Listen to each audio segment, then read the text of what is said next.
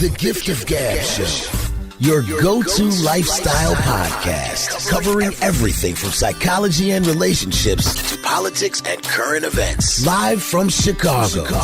It's the Gift of Gab Show. Gift of Gab Show. Here's your host, Gabby Smith. Hello, everyone. Welcome to another episode. Dana Michelle, our dating advisor, is here. Hi, Dana. Hey, Gabby. How are you? I am doing really well. Well, Dana, you have brought a special guest to the studio for today's show. Who did you bring?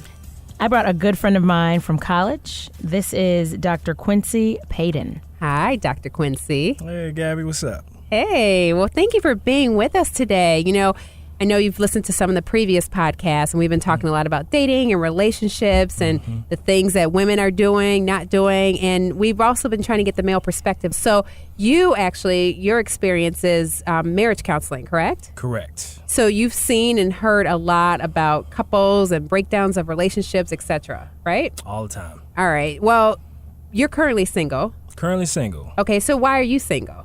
I'm single, I think, for the same reason a lot of people are. Just haven't found that right person yet, the right situation, the right time, all the stars aligning. So you just haven't met that person at the right time? Right time, right place. Yeah, for me, I've been kind of all over the place, so it's been difficult. Haven't had a relationship where myself and my partner were in the same city for the duration of the relationship since high school. So every relationship I've ever been as an adult has been long distance.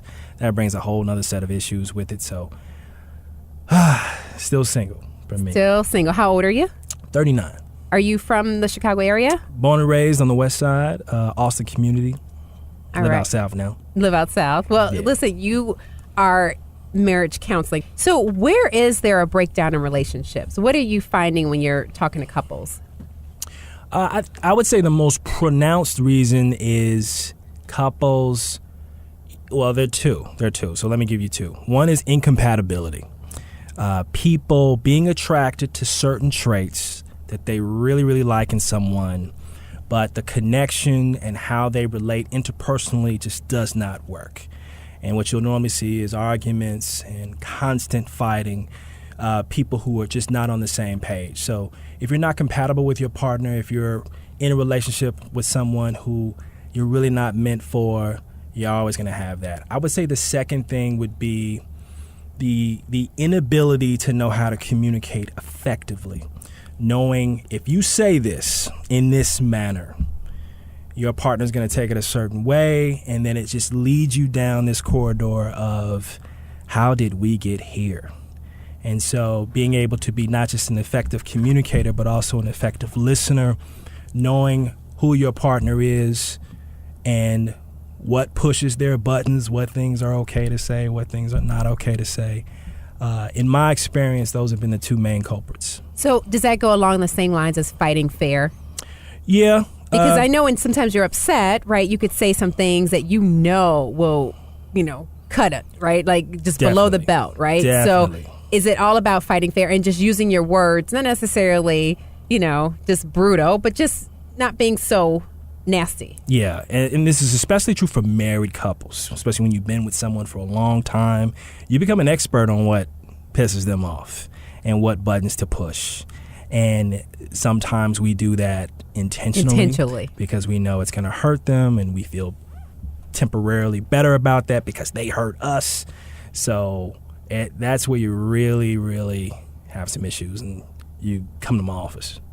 You got to come see Dr. Quincy. You got to talk to you. All right. So you talk about effectively communicating. Mm-hmm. It's very key, and fighting fair and, expressing how you truly feel, but yet not being so nasty about it. So what do you think about the number one reasons why relationships fail? I hear it's money, it's financial. Is that the number one reason? For married couples, it's a very, very popular reason, especially nowadays. Everything now is so expensive. The basic necessities of life, groceries, gas, child care, wanting to put your child in that nice camp that they want to go to, and it's 5 days, but it's $1,000. How do we effectively spend our money where we get all of our basic needs met, but we also can do the things that make our families happy? So finances was a very, very popular issue. But I'll give you what I think is certainly the biggest one of my career. Couples just got bored with one another. If you got married early, young, bored, and not knowing what you missed out on. You think they took each other for granted?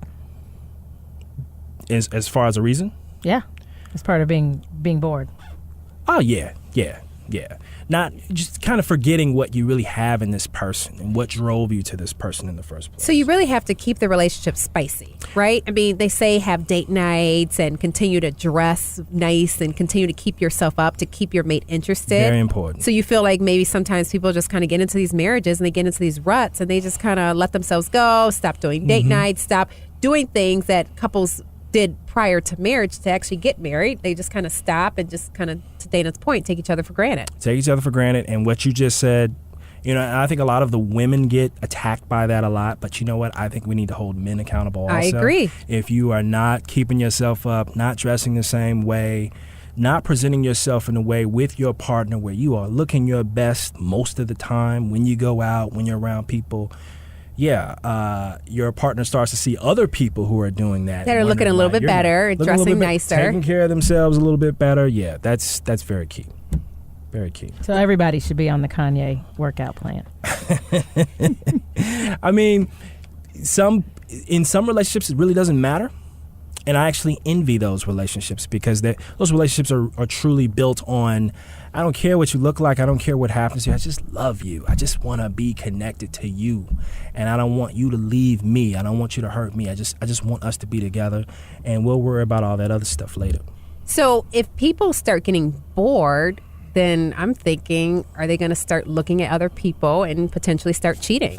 Is that usually what happens? Infidelity starts? I would say infidelity is a part of, I would say 8 to 9 out of 10 marriages have infidelity.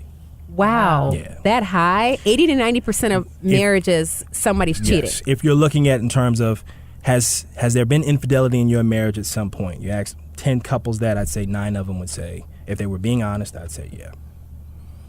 Wow. Yeah. That's a staggering statistic. Yeah. Kind of sad too. What advice do you give if infidelity does become part of the marriage? What do you recommend? How does a couple get over cheating? Very difficult to get over, but I think that happens a lot. I like a lot of couples get over cheating.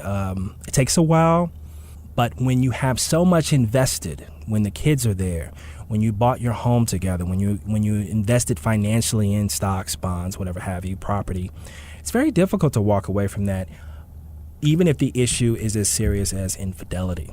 So I always encourage couples, go to counseling, let's talk about this, let's explore what really happened. Because when we're talking about somebody who cheated on someone else, you're really talking about a promise being broken. You promised me that you were going to forsake all others at our wedding.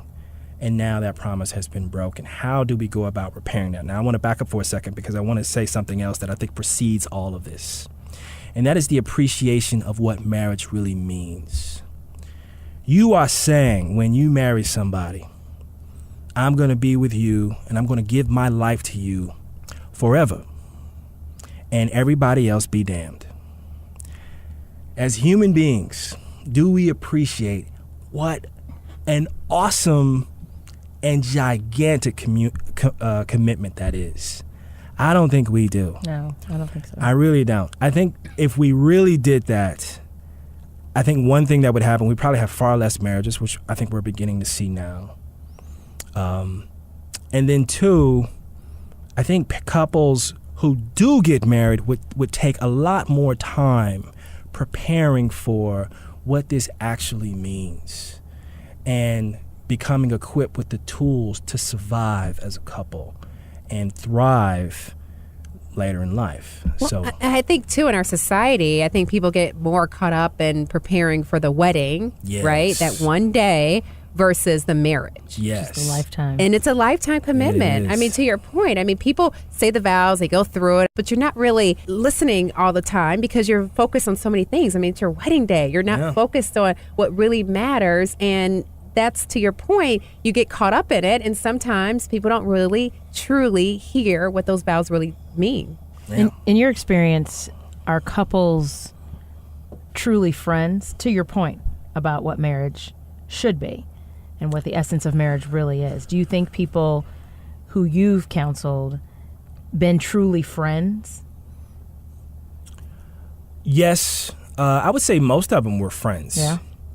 The ones who weren't, that's where I think some of their issues came a lot faster. They noticed them shortly after the marriage began. The ones who are friends have a huge cachet and bank of resiliency that they can fall back on if things get rough, because when they began, it wasn't just about romance or love or sex. I just really liked being around this person. It goes to that whole quote about to love your partner is to be expected, but to like them is what will keep you together. And it's so true. You have to like the person who you're with, and if you don't, that's when things start to fall apart. Right. So if a couple has children, but the relationship is falling apart, do you recommend they stay together to keep that family unit together?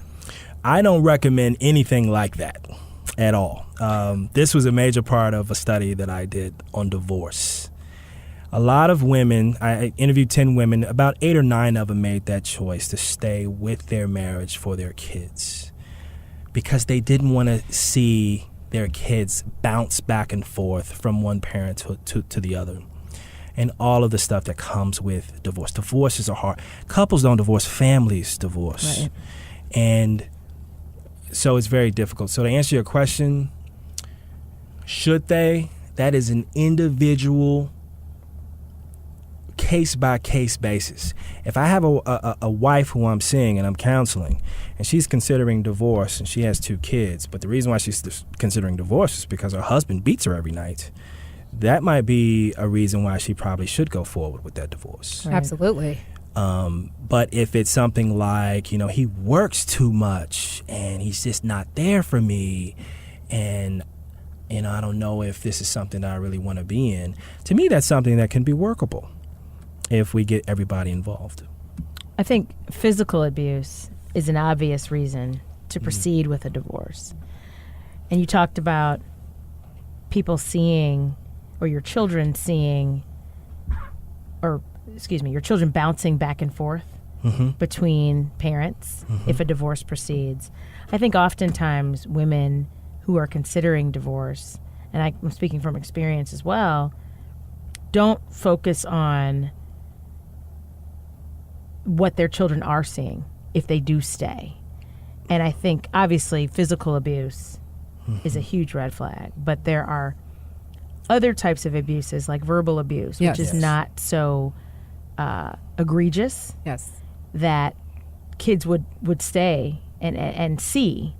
Alternatively, they're not seeing a loving, healthy relationship, even if there may not be abuse that's so prevalent in a marriage, in a relationship. And I think kids are smarter than we think. They are. Right? I mean, they see pick so up much on so many things. I mean, even if it's not verbal, they pick up on the energy. Right. They pick up on if there's tension in the room. I mean, kids know. Yeah. And so I think staying because of the kids should not be the answer, because the kids, I think, will be impacted even further because they'll be around all that negative energy. Yeah. So It's unfortunate. I spoke to a lot of those women, and they made that decision based upon their kids. But I think part of the motivation also was they saw it as protecting their kids from the bad parts about that come with divorce. And I think, to your point, I think the opposite happens sometimes. So I want to ask you about living together, because sometimes people feel, well, if we live together, that's better because I'll get a sense of what it'll be like if we get married. Do you recommend couples living together prior to marriage? The research is very clear on this. Whether you live together or not doesn't really make a profound impact on whether or not your marriage is going to be successful.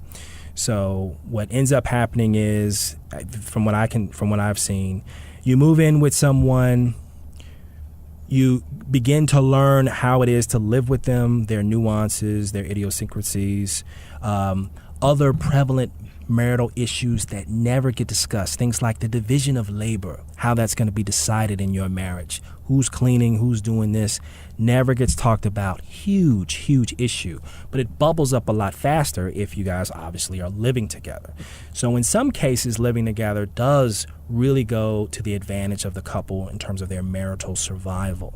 For other people, not so much. I mean, if that's not a real big issue for you, maybe the issue is, I'm used to operating in my own house as a single male in a certain way, and now you live here. Before I felt like I truly committed to you and we're going to marry. Does this rankle what I am prepared to do right now? And so then it ends up being somewhat of an issue. And so for that couple, it might be best that they stay separated until they marry, they buy their home, they move in simultaneously together, and it ends up being a lot better because they were prepared for that. Into a new space. Correct. And not just moving into one of each other's houses. If they can move into a new space, I think that's best. But, in this economy, it's tough to do that sometimes. So temporarily, it might be into someone else's house. And then you find another set of issues, because now this is that person's house, not necessarily your house together. Yes. So, yeah, that's a separate set of issues. So you can create a new chapter together when you move out of each other's places and find something new and different. Mm-hmm. And I would even go as far as to say that even if you go into a place that's smaller or less expensive than maybe a place that one of you already own or you're already renting for, it's probably worth the gamble because you will be moving in together into a new space, creating a new chapter. Mm-hmm. So do you feel that couples should maybe wait to get married until they know themselves and feel a little bit more whole? Because I feel like sometimes people get married too young and they don't know themselves. So they come into the relationship as a half person and they're hoping to get another person that can complete them. So do you feel like people should kind of maybe use their 20s as a time to get to know themselves, do some self-discovery, and then get married maybe in their 30s? Sounds like a great idea. What I can tell you is that's already happening. The average age of couples now, or let's just take black women, for example, of getting married is now 29, which is like 4 years older than where we were in the mid-90s. And what is it for white women? I'm not exactly sure what the statistic for white women is, but I would say for the overall population in the United States, all citizens in this country are waiting much longer to get married. That's right. And it really represents a cultural shift that we have not seen in this country before. A couple generations ago, I mean, the expectation certainly for women was that you were to get married either during college or those types of years or shortly thereafter. And if you were still single going into your 30s, you were considered, somewhat of a spinster. Now, if you're 30 years old and you're a woman and you have your own job, you own your own house, you own your own car, you are taking care of business, you got a good stable of friends, your family is close to you. A lot of women are making the decision not to marry. Why settle for something that maybe I don't really want? I can be even happier by myself. So that's fueling this shift in our culture. It is a shift because I think a lot of times women, to your point, are just being single and enjoying that and just hanging out with their girlfriends. Yeah. But then there are also a lot of women that do want to get married, but they're having trouble connecting or finding a mate. And that probably should be our next question. I can talk a lot about that. Well, let's talk about it. What is the issue? Well, I'll speak personally from my own experience. There's two things that I've noticed just for me when I've dated in the last 4 or 5 years. If you are a single man and you are in your mid to late 30s and you have not married yet and you don't have any kids, if you're experiencing some issues, it might be because most of the women that you're meeting now may have kids, but probably don't want any more kids. And so if you want a child, despite the fact that that woman may really like you, becomes a deal breaker. And so you now are kind of disenfranchised from a large portion of the available women out there because they have kids, but more specifically because they don't want to have any more. I would say number two, as men get older and we add another 10, 15, 20 pounds to our frame because You're getting we're older. getting older, We don't have it like we used to. Playing less basketball. Yep. But in our minds, we still feel 27. Yes. So we are running directly into this wave of women to the past point who are like, well, I'm not going to settle. If I feel like I can have this kind of man, that's all I'm going to have. Well, we're not that kind of man anymore. I'm not 6'3", 210 in perfect shape. I'm not a millionaire. I don't have a house on Lakeshore Drive. So a lot of us are I think, really struggling with this cultural shift that we're talking about and trying to navigate how we can get our needs met in this new culture and this new generational shift with independent women. So do you think then women should lower their expectations? Absolutely not. I'm very happy that women are where they are now. This is something where an advantage that men used to have, where women came to us, where it was something that women were supposed to do. You're supposed to get married, and if it's a man who's, maybe not what you wanted, oh well, this man wants to marry you. That's good enough. We used to have that as an advantage for us. That advantage is disappearing. And I think a lot of men are struggling trying to navigate that. Well, there's definitely a lot of independent women out there, and it's no longer a need, it's a want, right? Yeah. They don't need to, They don't. Right. Well, and the same women have also, they don't look like they did when they were 27. It goes or both 17. ways. It goes both ways. It does. And I've said this before. How many 5'10" dudes are you passing up looking for or trying to hold out for that 6'3" guy? And at the end of the day, I can tell you, when a marriage falls apart, when a relationship breaks down, when someone's not shoveling snow, it's not because of how tall they are or how much they weigh. It's about who they are as a person, whether or not they're your friend, what their character's about, and how they value you in that marriage. Amen. That is so true. Well, Doctor, any final tips that you have for our audience today on dating and just being in relationships? What are some things that couples should do to make their relationship last? Well, there's an old quote by Walt Whitman. I think it fits right with your question. It says that love endures not just when lovers love each other, but when lovers love many things together. So if I like that. Wait, say that again. It is love endures not just when lovers love each other, but when lovers love many things together. So if you're in a relationship right now and you've identified 4 or 5 things that both you and your partner love to do, you should do them as much as possible, because doing the activity on your own or with your friends, that might be fine, but to do it with someone you love, I think that adds an extra layer of, God, I am so happy I am with this person. So give us some examples, just some tips. All right. Well, I know a couple that they love to skydive. Well, actually, she loved to skydive. He did not. He had never did a skydive before, so he tried it with her, and now it's something that they do like every 2 weeks. And wow, that's how he actually proposed to her. While skydiving? While skydiving. So you found an activity that you both love, and it cultivated your actual marriage. Yeah, that's great. So, very important to identify that, to spend the time as a couple. What do we both love doing? Not like doing. What do we both love doing? And we can do it together. And do it together. And not with other people involved. Yeah. You can do it with other people, but you should definitely do it together. Okay. And establish that foundation. Absolutely. And what about date nights? Date night, I am all for. I'm all for planning them. I'm all for them being spontaneous, because a date night means that I'm with the woman that I love. And it doesn't really matter what we're doing. Maybe date night is we're going to go somewhere, drink wine, and listen to some music. Very common, very regular, probably doesn't cost that much money, but you have a great time doing it. It's a wonderful piece to add to your marriage. It can also be stay at home, hang out, watch a movie. Keep it simple. Getting away from the kids. The point is just being together.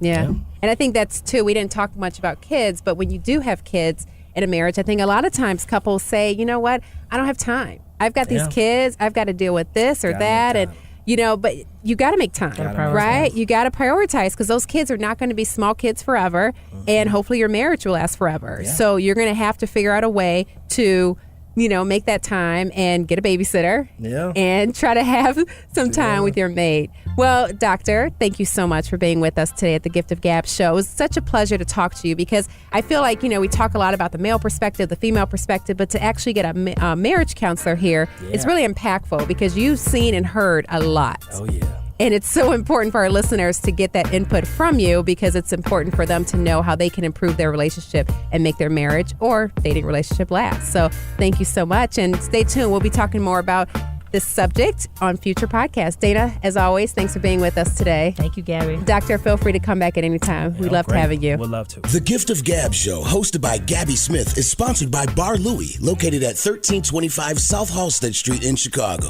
Go there for the handcrafted martinis, 30 beers on tap, and delicious food. Open 7 days a week, 11 a.m. to 2 a.m. and 3 a.m. on Fridays and Saturdays. As Bar Louie always says, eat, drink, and be happy.